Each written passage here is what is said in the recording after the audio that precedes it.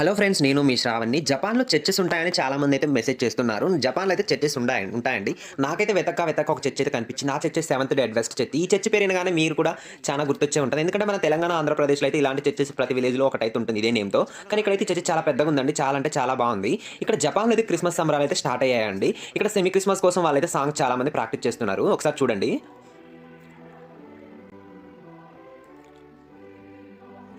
జపాన్‌లో అయితే most of peoples young పీపుల్సే ఉన్నారండి. ఈ చర్చికైతే అదర్ కంట్రీస్ నుంచి పీపుల్స్ కూడా వస్తూ ఉంటారంట. ఇక్కడ సాటర్‌డే, సండే వర్షిప్స్ కూడా జరుగుతాయంట.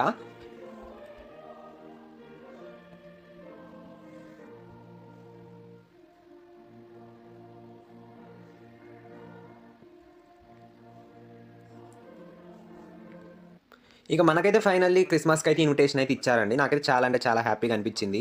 వీళ్ళైతే ఇండియన్స్‌కైతే చాలా రెస్పెక్ట్ ఇస్తున్నారు. 24థ్ సెమీ క్రిస్మస్‌కైతే ఇన్విటేషన్ కార్డ్ ఇచ్చారు. మీకెలా అనిపించింది ఫ్రెండ్స్? నచ్చితే లైక్ చేయండి, షేర్ చేయండి, కామెంట్ చేయండి.